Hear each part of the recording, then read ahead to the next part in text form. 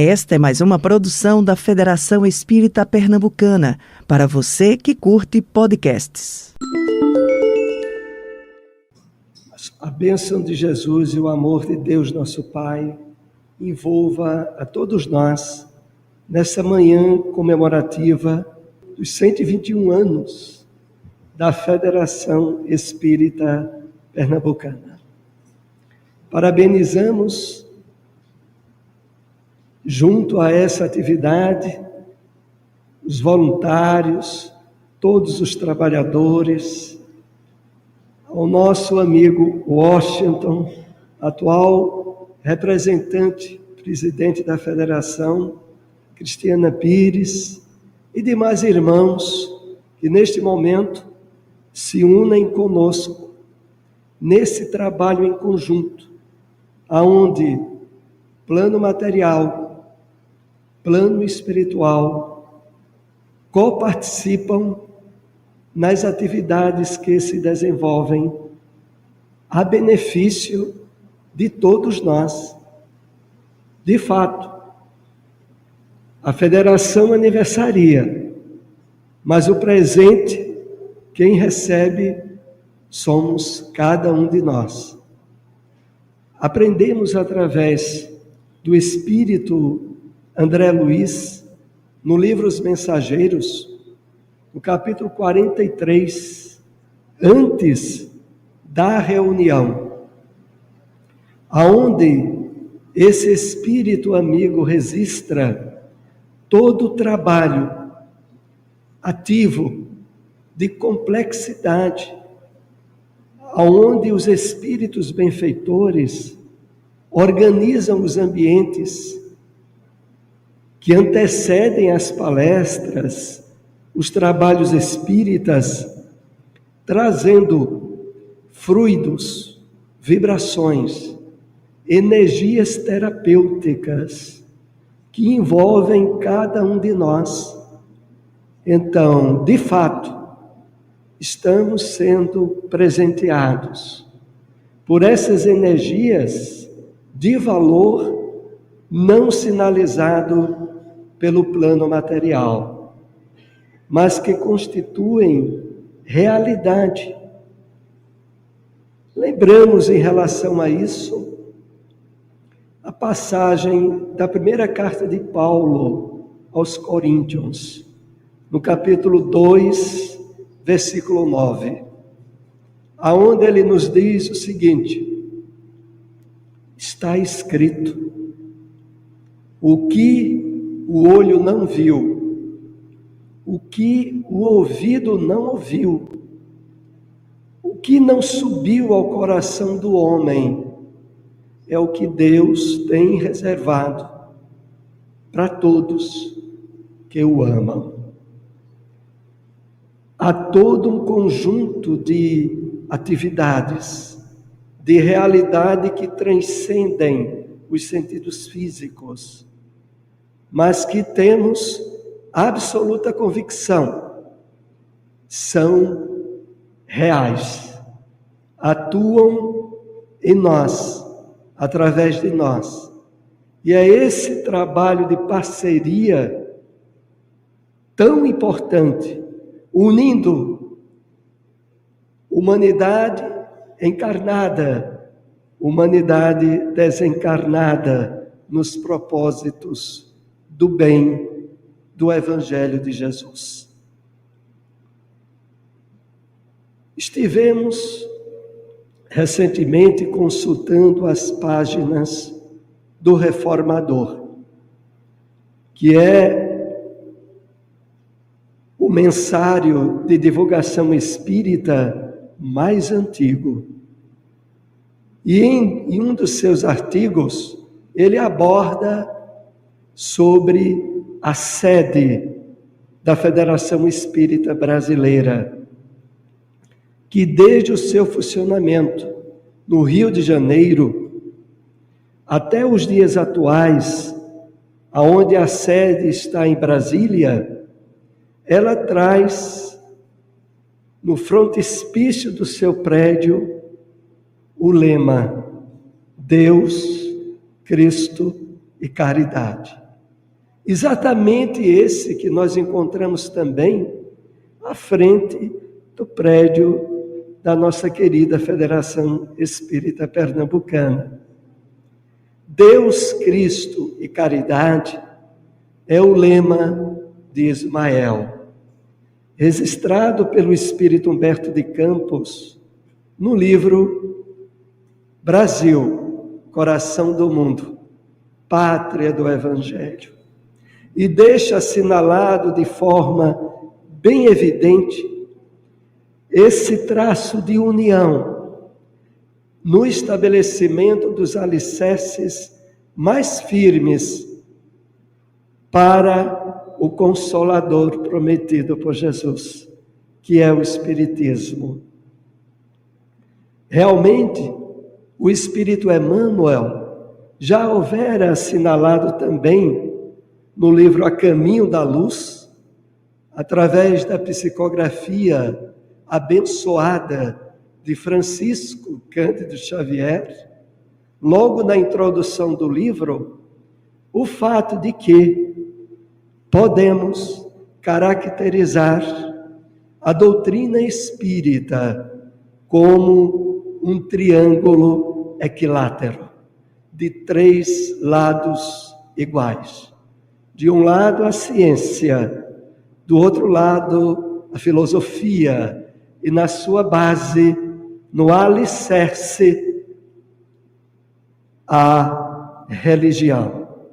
A base na qual faria com que o Espiritismo, sendo providencialmente transferido das terras europeias, da França, para o Brasil, tivesse no Brasil o desenvolvimento, a intensificação do movimento que iria mais adiante se estender a todas as partes do mundo, como de fato acontece nos dias atuais.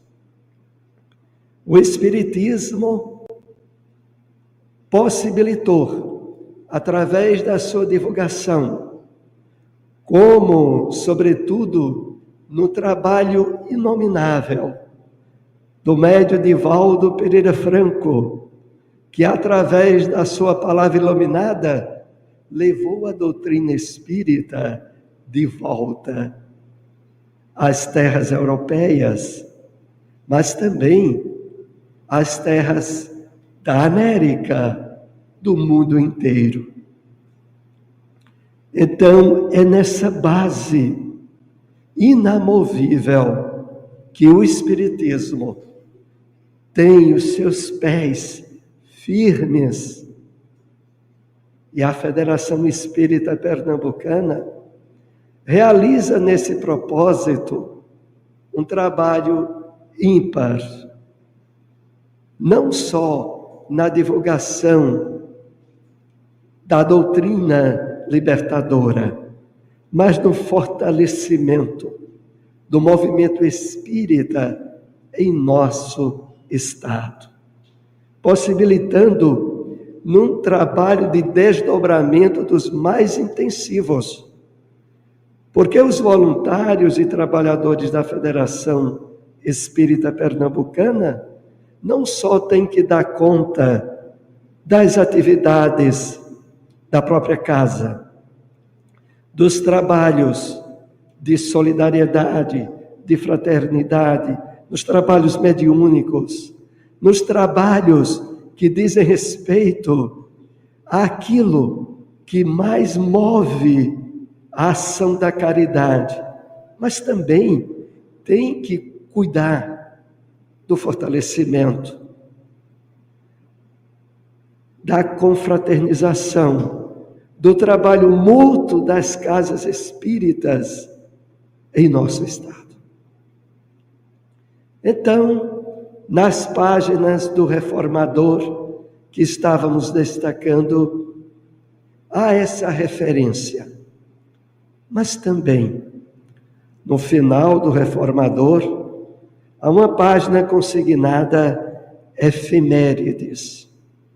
Efemérides se refere a datas, a eventos importantes que marcaram no mês de dezembro o movimento espírita.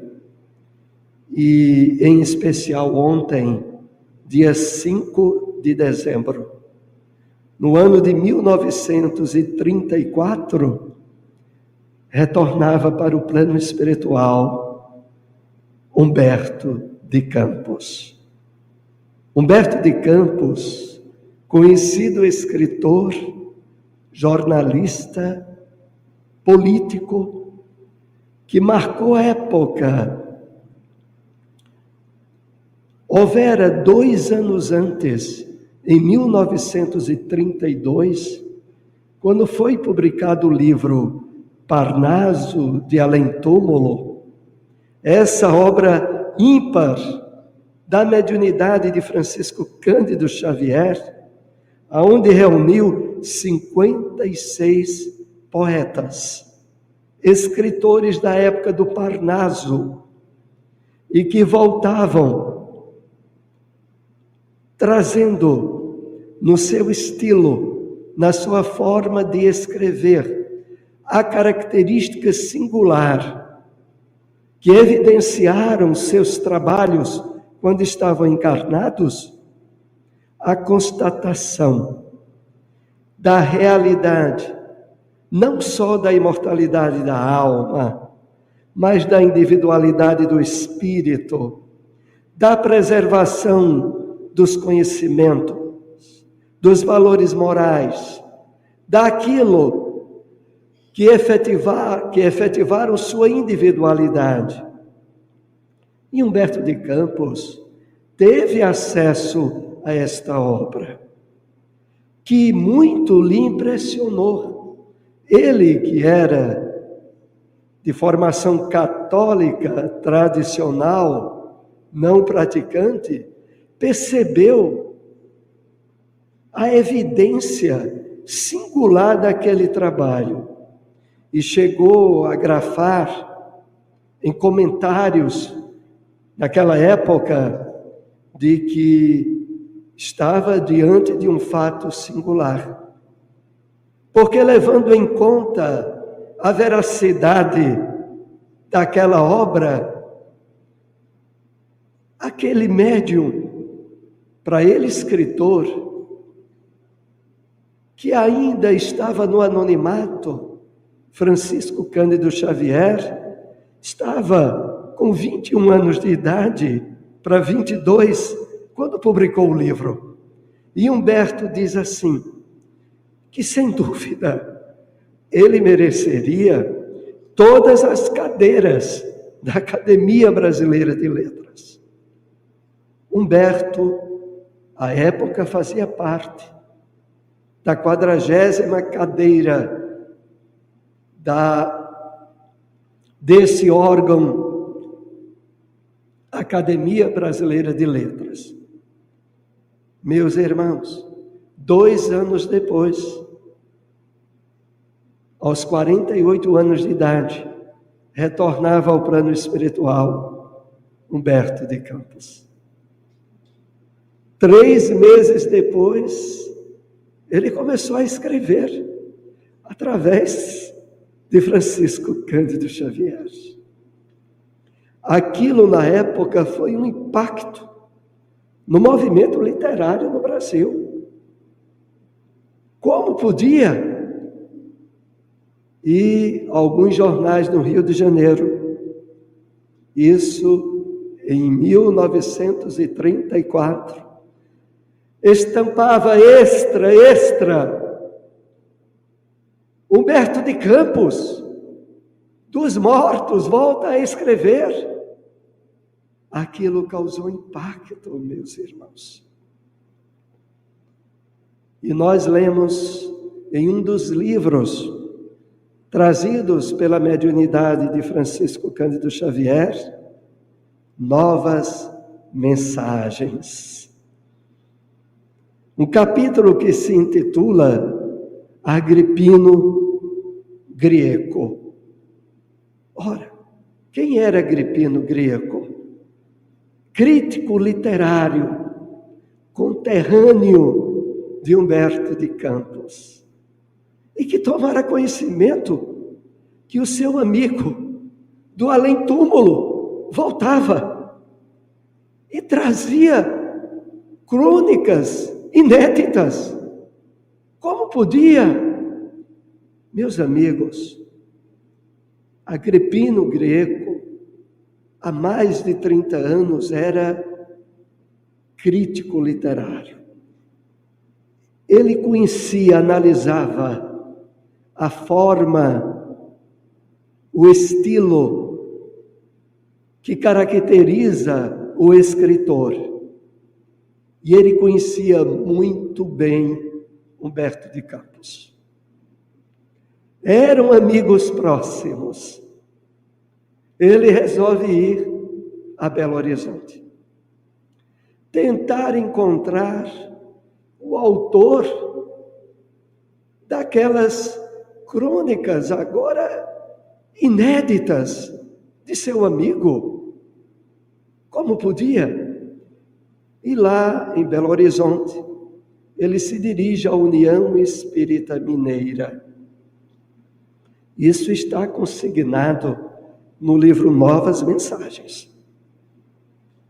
Ora, mas Chico não estava em Belo Horizonte. Ele estava em Pedro Leopoldo. Estamos aí, meus amigos, em 1934, 35. Chico ainda não houvera mudado para Uberaba, o que só veio a ocorrer em 1959. Bom, Agripino diz que tudo bem, ele desiste. Depois ele, em outra ocasião, viria a ter esse contato. Só que, por providência divina, Chico Xavier resolve vir a Belo Horizonte antes que o Agripino Greco voltasse. E os amigos da União Espírita Mineira correm a avisar o Agripino. Ele podia encontrar Chico. Chico estava chegando em Belo Horizonte. Ora, Pedro Leopoldo para Belo Horizonte, meus amigos, é cerca de 60 quilômetros, relativamente próximos. E organizam os amigos da União Espírita Mineira uma reunião, aonde Francisco Cândido Xavier e o Agripino Greco e irmãos espíritas de Belo Horizonte estariam juntos. 20 folhas de papel ofício em branco. Agripino resolve, para evitar qualquer possibilidade de fraude, de interpolação, no que viria através das mãos abençoadas de Francisco Cândido Xavier, e coloca sua rubrica em cada uma das folhas. Daí a momentos, Chico Xavier entra em transe. E o espírito Humberto de Campos, ao seu lado, começa a escrever. E diz Agripino Greco, num depoimento no livro Novas Mensagens, que Chico Xavier escrevia numa rapidez que faria inveja a qualquer escritor de cartório. Naquela época em que escrituras, certidões eram monografadas e era preciso que o escrivão fosse rápido e de letra compreensível, Chico escrevia na maior rapidez. E logo, terminada a psicografia, Agripino recebe em suas mãos aquelas páginas que estavam com a sua rúbrica. E, meus amigos, Humberto de Campos começa dizendo assim: meu amigo, você não precisava rubricar essas folhas para que eu falasse ao seu coração. E começa a descrever de tal forma que Agripino Greco, quando termina de ler as páginas, apenas expressa: é Humberto puro. Não havia dúvidas. Ele, que era crítico literário, percebia ali a constatação insofismável da veracidade da imortalidade da alma. Era o seu amigo Humberto de Campos que voltava.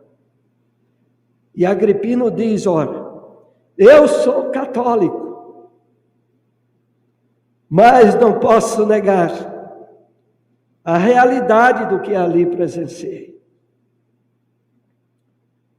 Então, meus amigos, esse relato do livro Novas Mensagens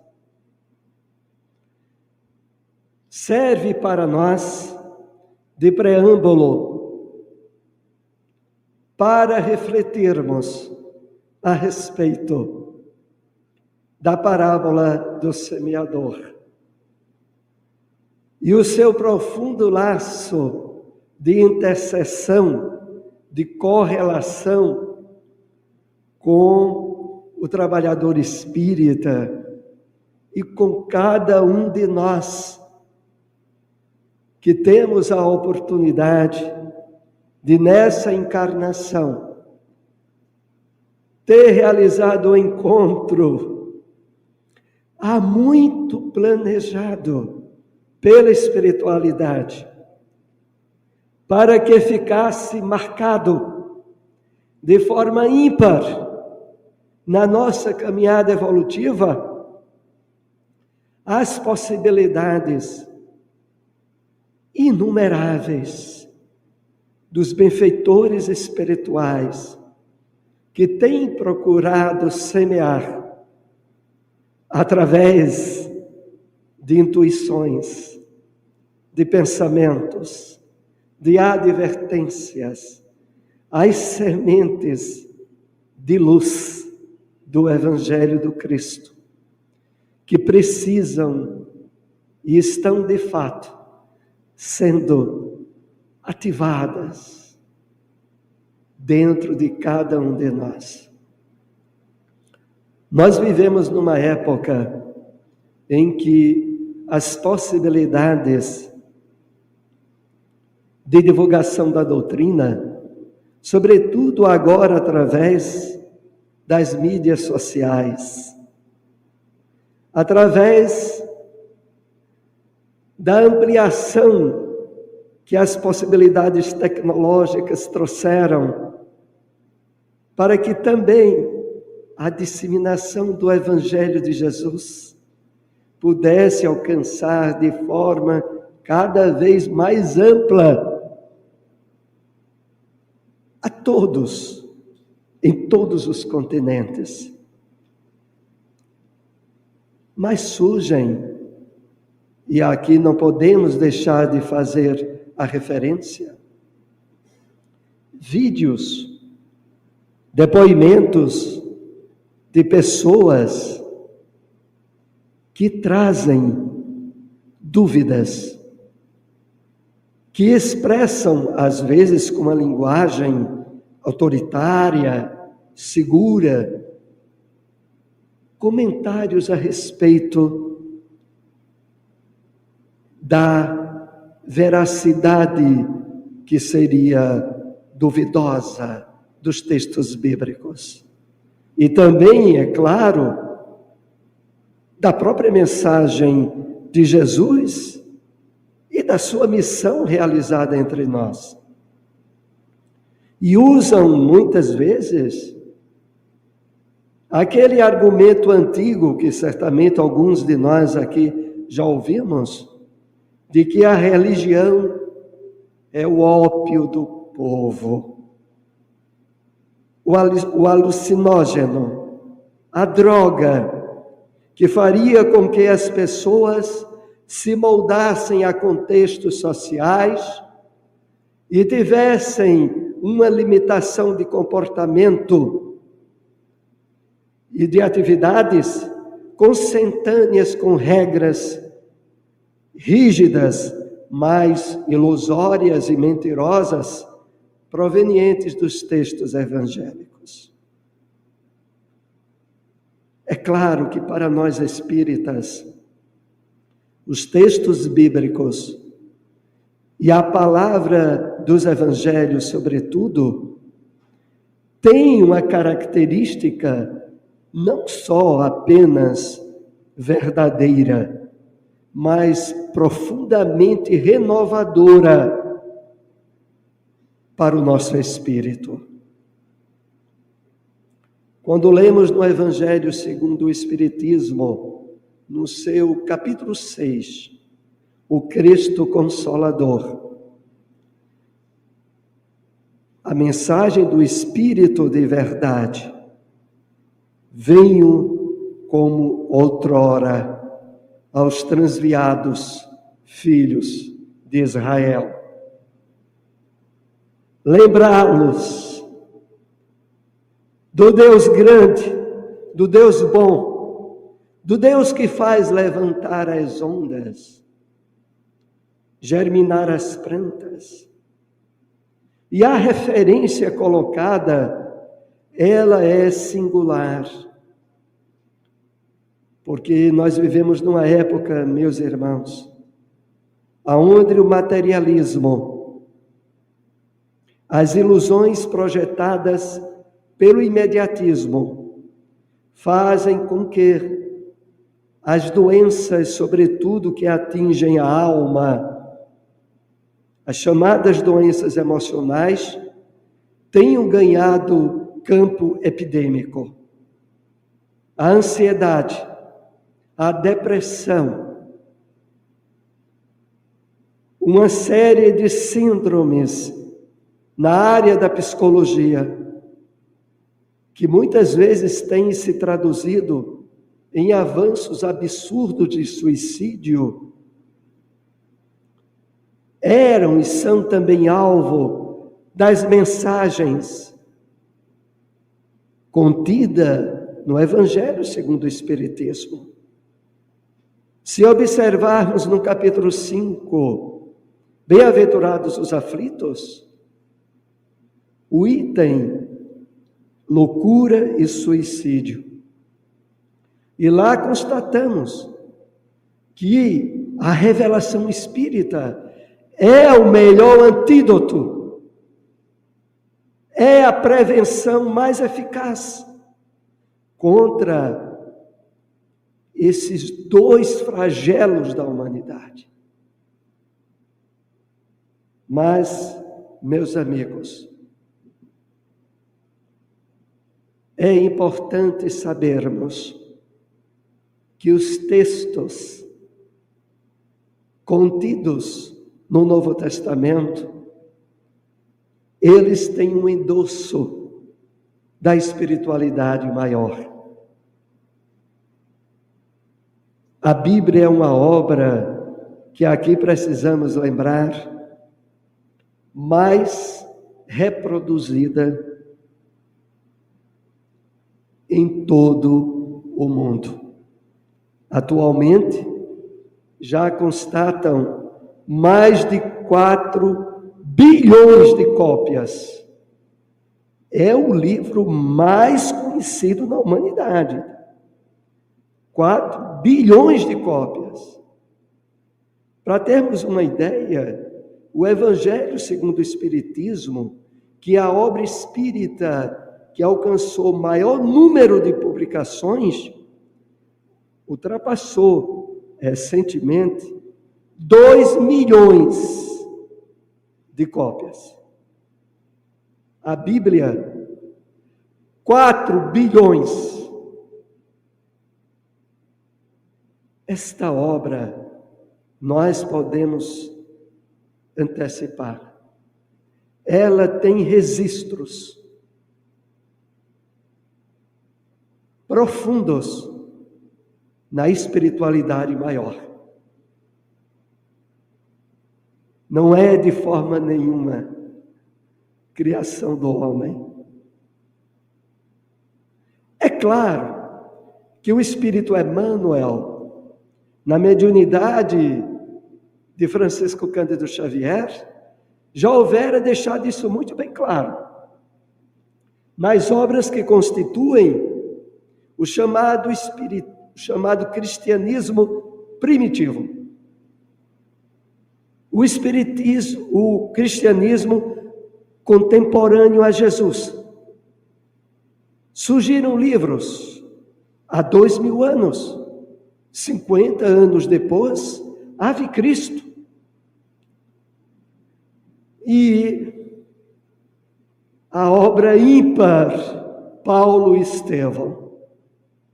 Essas obras resgatam a veracidade dos textos bíblicos, sobretudo do Novo Testamento, de tal forma que era para o livro Paulo e Estevão, muitos estudiosos espíritas dizem isso, de estar enfaixado entre os livros que compõem o Novo Testamento. Ali ao lado do livro Atos dos Apóstolos. Nele nós temos todos os bastidores do que ocorreu entre o encontro de Paulo e Estevão, que na época era Saulo. Se formos ler lá no livro Atos dos Apóstolos, sobre esse encontro, há o registro de 1 a 2 versículos, aonde diz que Paulo testemunhava o sacrifício do primeiro mártir do cristianismo, Estevão. Paulo estava presente e aprovava. Limitou-se a isso. Mas Emmanuel nos traz uma obra que traz tudo o que ocorreu antes e depois daquele encontro. Bom, o semeador saiu a semear. E as primeiras sementes caem ao lado da estrada. E alguns poderiam dizer, e certamente disseram ao ouvir a parábola contada por Jesus, porque a parábola, é importante destacarmos, ela traz como característica um conjunto de metáforas, de símbolos, de palavras com um sentido espiritual profundo e oculto. Não seria por outra razão que o apóstolo Paulo houvera colocado na carta aos Coríntios de que a letra mata, mas o Espírito vivifica. O Espírito é um entendimento profundo e imortal do que está por trás da letra. Ora, o Evangelho segundo o Espiritismo também havia assinalado de que a doutrina espírita é a chave com a ajuda da qual tudo se esclarece nos textos bíblicos. para que extraiamos a pérola, a preciosidade dos textos, precisamos ter a perspectiva que a doutrina espírita nos fornece nos seus instrumentos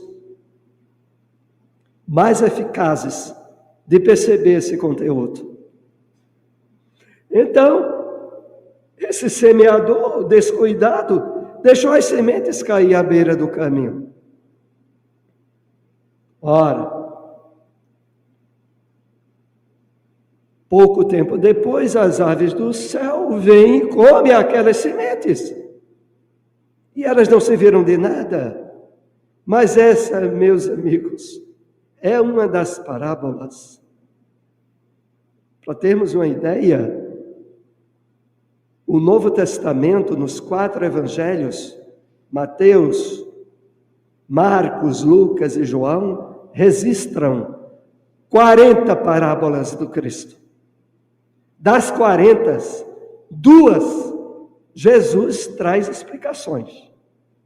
As outras, precisaria, para entender, olhos de ver, ouvidos de ouvir. Como Jesus muitas vezes deixou isso assinalado. Mas a parábola do semeador,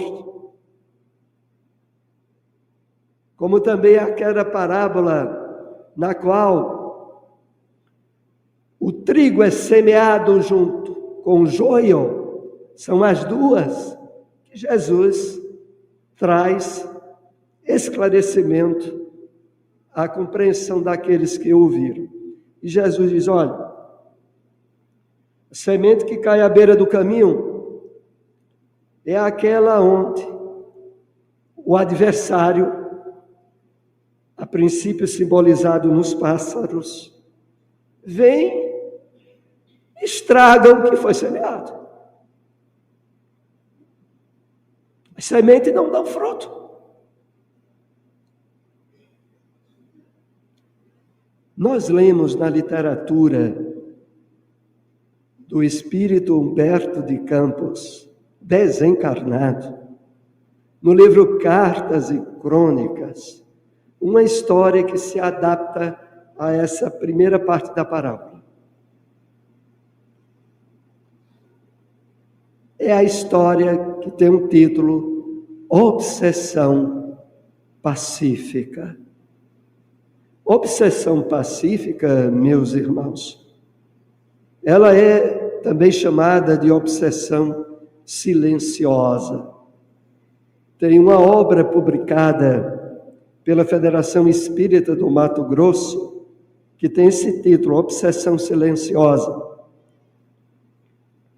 É a obsessão mais comum, mais de resultados perversos, porque ela se insinua no dia a dia de muitas pessoas. E é dirigida a advertência para nós espíritas. Vejam que coisa. Então, no livro Cartas e Crônicas, Obsessão Pacífica, Humberto de Campos assinala o encontro que ele teve no mundo espiritual com alguém muito conhecido do céu. Era alguém que houvera feito parte da sua convivência. Custódio Saquarema. É um nome muito incomum, não é? Custódio Saquarema. Humberto de Campos sabia que Custódio era de família espírita. Ora, imaginou ele ao encontrar Custódio, certamente ele estaria numa situação espiritual muito boa. Mas, ao estabelecer esse encontro, Custódio disse a Humberto, meu amigo, eu volto para a espiritualidade naquela condição. Ganhou, mas não leva.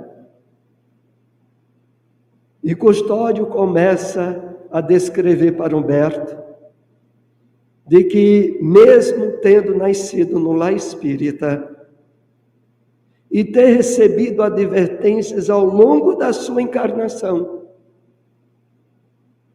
para cuidar do reino de Deus dentro dele, que é o objeto maior dessa parábola, ele se deixou levar por uma série de influências espirituais sutis. Porque é necessário também assinalarmos de que os espíritos obsessores só encontram campo de ação em nós pelos elementos que nós ofereçamos a eles para compartilhar. O espírita não pode, de maneira nenhuma, bem conscientizado, responsabilizar obsessores pelas complicações que ele mesmo cria na sua vida. Nós trazemos uma tradição desde as igrejas tradicionais em que participamos, de diante de comportamentos e atitudes absurdas, responsabilizarmos o demônio, o adversário, o Satanás. E quando chegamos no movimento espírita, por tendência, queremos passar a responsabilizar os obsessores. Eu agi assim, mas não era eu. Era uma influência. Não pode, né? Mas o Custódio Saquarema, ele lembra algumas partes da vida dele. Na juventude, através de seus pais, os benfeitores advertiam: busque o conhecimento, o contato com as lições que a doutrina espírita traz. Mas dentro dele, ele ouvia outras vozes entre aspas, porque ele atribuía as suas próprias construções mentais. Ele ouvia: Custódio, que é isso? Você é jovem, você está na época de curtir a juventude. Deixe essas coisas da filosofia para mais adiante. Depois Custódio vem a se formar. E outra vez os benfeitores mandavam recados: Custódio, os compromissos. Mas do outro lado ele ouvia: o quê? Agora você precisa estabelecer a sua construção, o seu equilíbrio econômico, a sua profissão. Vamos deixar essa questão de religião para depois. Mais adiante, Custódio vem a casar-se.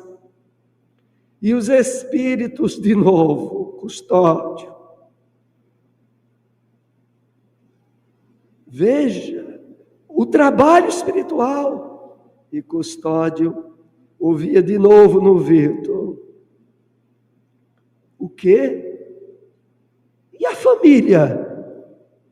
E a vida social? Espiritismo? Deixa isso para mais adiante. Você tem compromissos, Custódio. Bom, mais adiante, os pais de Custódio faleceram. Ele começou a cuidar das questões da família, mais ainda, e os amigos ainda insistiam com ele: Custódio,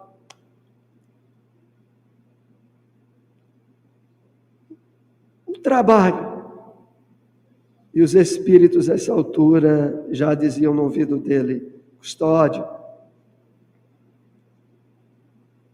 você não está mais no tempo, não é? O que irão dizer os seus amigos?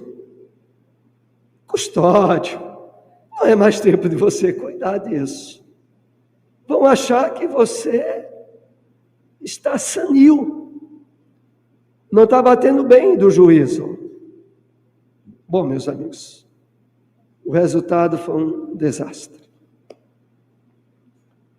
Bom, outra vez o semeador saiu a semear, mas agora as sementes caem em pedregulhos. E não tendo terreno, cresce logo, mas o sol forte bate em cima, queima. E por não ter raízes, morre. E Jesus esclarece de que aquelas sementes que caiu no pedregulho representam aqueles que, tendo ouvido a palavra, deixam que perseguições, problemas, pelo fato de estarem aderindo, dando ouvidos à palavra, batem forte. Por não ter raízes, essas pessoas se escandalizam e se afastam. Essa parte da semente nós encontramos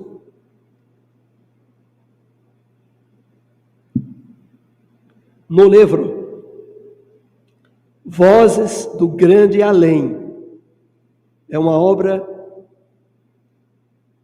escrita por Francisco Cândido Xavier, por diversos espíritos, mas que é o resultado de um trabalho de psicofonia, estabelecida em Pedro Leopoldo, no Centro Espírita Meimei, que passou a gravar as comunicações dos espíritos. E aí, há uma mensagem chamada Ato de Caridade. E um espírito intitulado A.C., pseudônimo, começa a mensagem dizendo assim: Espiritismo, fora da caridade não há salvação. E o Espírito começa a narrar, o Espírito A.C., de que ele, na sua última encarnação, que esteve entre nós,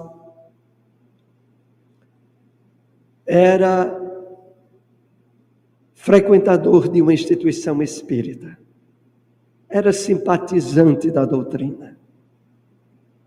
E durante muito tempo, ele assistia a reuniões, tomava passes, envolvia-se muitas vezes nas preleções, nas palestras, mas não procurou estabelecer maior vínculo na prática, na vivência da doutrina. Corretor de imóveis, casado, 2 filhas, dirigia toda a sua atenção para as questões de ordem material.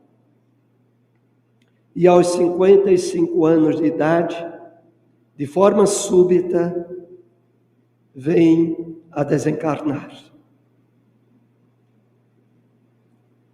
E no mundo espiritual, ele se deparou com uma situação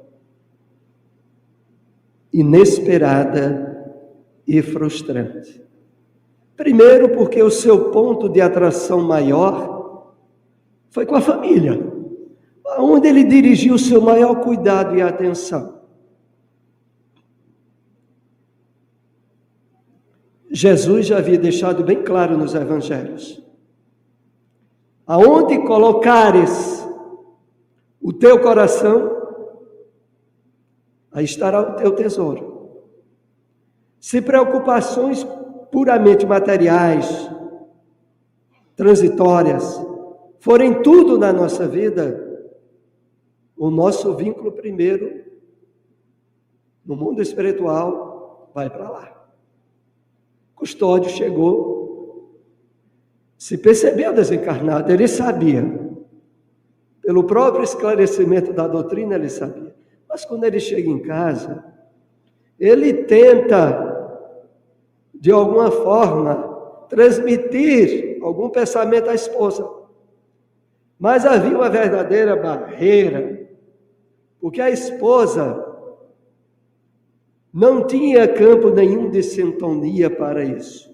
Afinal de contas, inúmeras vezes, amigos na instituição espírita houveram indicado a ele para estabelecer o culto do Evangelho no lar.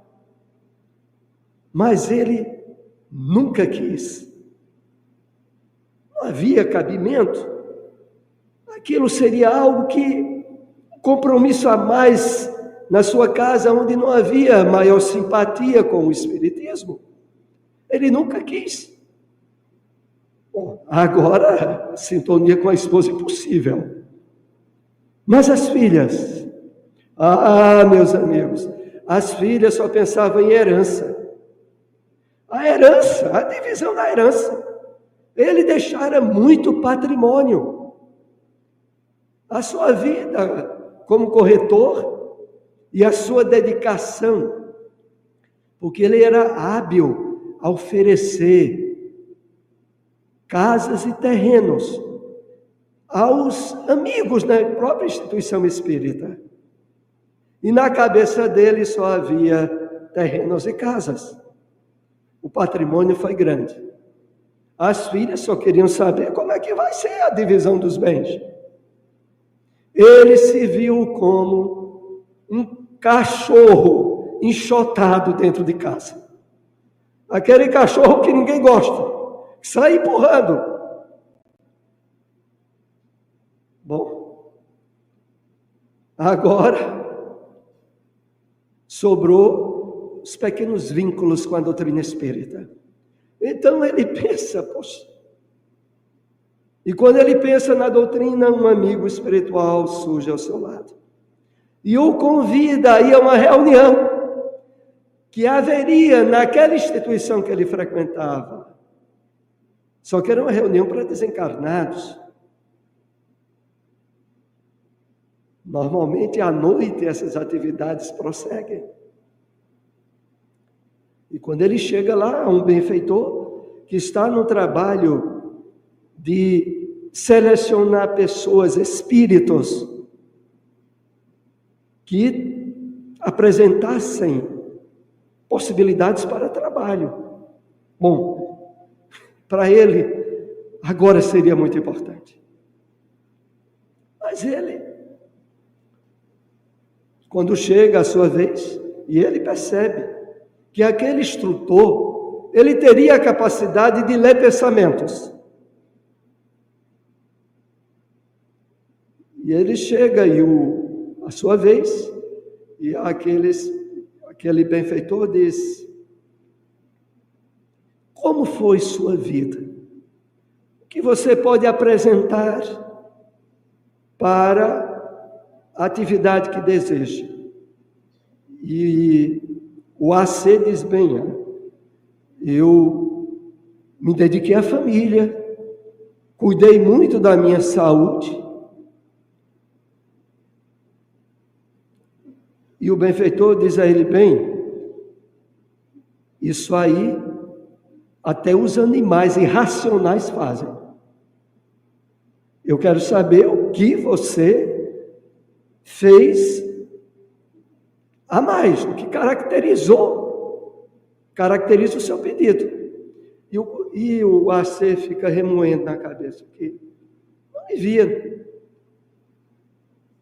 só soube, ele lembrou, ele só soube multiplicar casas e terrenos e casas. Mas aí ele começou a se lembrar de certa oportunidade em que ele, passando por uma praça, um grupo de 3 espíritas o encontrou.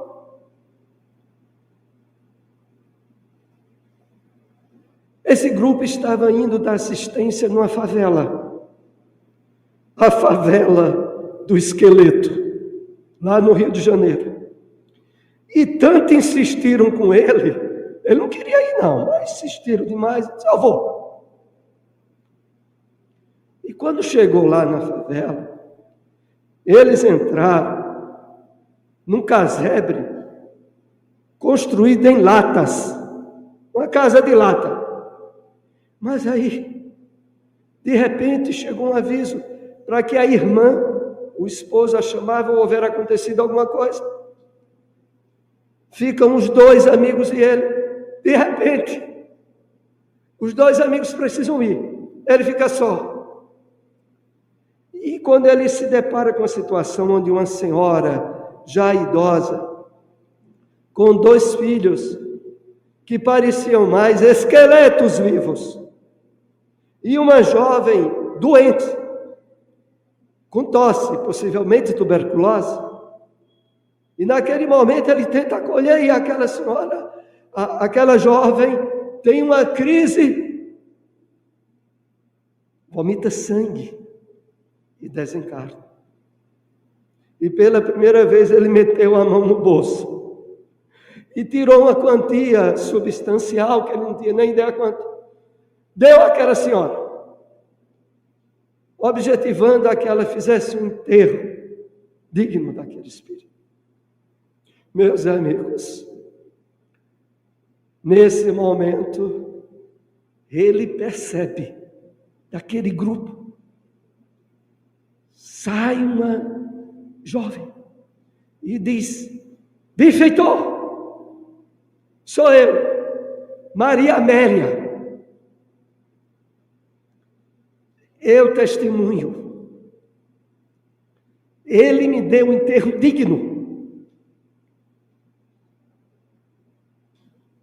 e aquele único ato de caridade dele possibilitou a que ele fosse acolhido para trabalhos no plano espiritual. Mas, meus amigos, ainda há uma parte da semente. Agora essa parte cai entre espinhos. E os espinhos crescem e sufocam as plantas.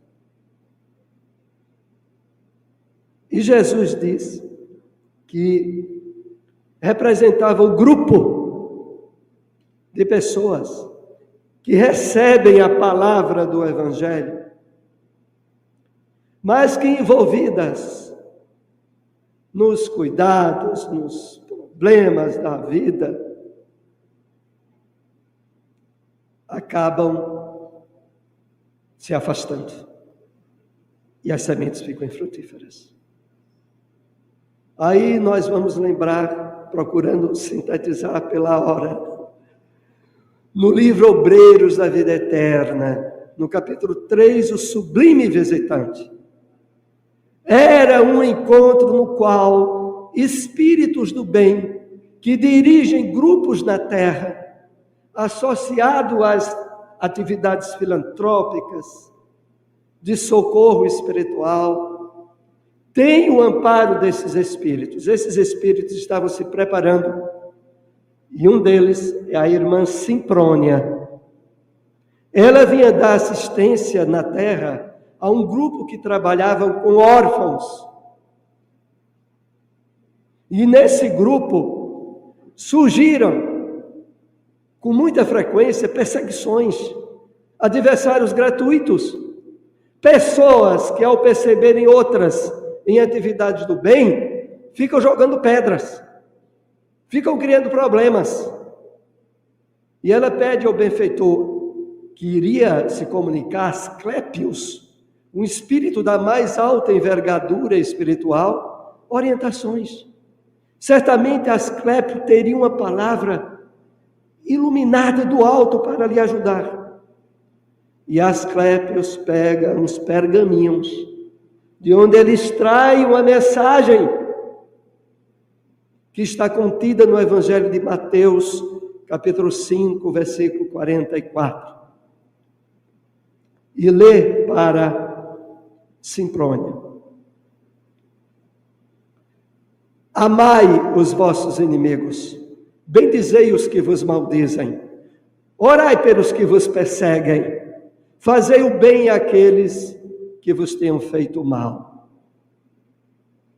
E o Asclépios apenas acrescenta de que,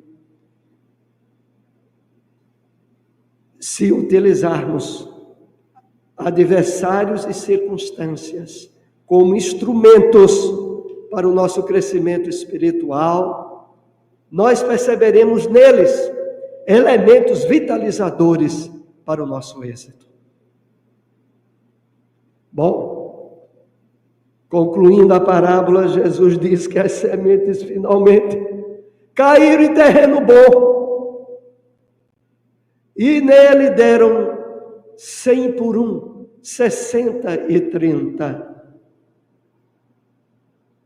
Esse terreno bom é aquele no qual a palavra de Deus alcança uma multiplicação imensa. Em relação a isso, nós trazemos um comentário rápido numa mensagem do Espírito Joana de Ângeles. No ano de 1985, no México, houver um grande terremoto, o maior terremoto que alcançara aquele país. E no ano seguinte, logo no início, Divaldo Pereira Franco teria uma série de palestras, 5 dias naquela cidade. E logo quando ele chega no aeroporto, ao desembarcar na alfândega, o ar ainda trazia resíduos daquele terremoto. E Divaldo percebe uma febre. Ele estava acometido de uma espécie de pneumonia. Chega no hotel, tem um amigo médico castelhano que o receita, mas mesmo tomando o remédio, à noite, Divaldo não melhora, e no dia seguinte, logo pela manhã, Joana de Ângeles lhe aparece e diz a ele: como você está? Eu estou muito doente. Certo, mas nós temos uma obra. Eu tenho uma obra para realizar através de você. E Divaldo diz: mas minha irmã, como? E aí Joana diz a ele: melhor desencarnar trabalhando, com a mão no arado, do que desencarnar no ócio na poltrona. Vá tomar um de jejum, que nós temos um trabalho. E de 9h15 da manhã até o final da tarde, Divaldo teve psicografado. Teve uma melhora, não total, mas melhorou, continuou as atividades. E Joana nos traz o livro Filho de Deus. Esta obra, que é uma preciosidade, dirigida na segunda pessoa, como ela sempre faz com Divaldo, dirigindo-se a princípio a ele, mas é para todos nós. E na mensagem do capítulo 10, intitulada O Teu Cristo, nós utilizaremos para encerrar nossa exposição. E Joana nos diz o seguinte: essa mensagem tem muito a ver com um terreno bom e fértil, que deve estar dentro de cada um de nós, ela diz: possuis recursos inimagináveis que estão em germe na tua alma.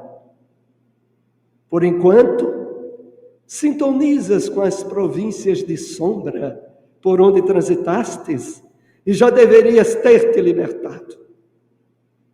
Vez que outra, descobres toda a força que jaz em ti, aguardando.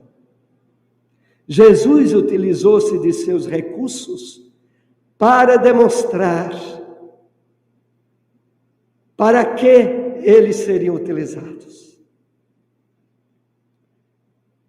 Iluminou a terra, jamais se eclipsou. Possuis o Cristo interno, poderoso, que é teu. E Joana acrescenta que Jesus liberou obsidiados e restituiu o equilíbrio aos obsessores. Sarou enfermidades e recuperou doentes da alma. Nós possuímos o Cristo interno, poderoso que é nosso. Mas nós temos mantido ele acorrentado, manietado, sem ensejar-lhe a ação. Deixa-o espraiar-se através de ti. Ele é harmonia e tu estás desequilibrado. É amor, tu és carência. É claridade e tu és sombra. É vida e tu te debates nos grilhões da morte. Com ele agindo por ti, terás decisão para te negares aos pensamentos doentios que te levam a ações nefastas. Meus irmãos, que possamos, beneficiados e amparados pela espiritualidade do bem, nesse dia tão importante que inicia as palestras comemorativas da Federação Espírita Pernambucana, sermos alcançados nesse trabalho de sementeira estabelecido ininterruptamente pelos Espíritos do bem e demos frutos cada vez mais abundantes. Que Jesus, que os amigos espirituais estejam junto de nós. Muita paz para todos. Agradecemos a esse presente que, na pessoa de Washington, recebemos. Grande abraço a todos. Você ouviu o podcast da Federação Espírita Pernambucana.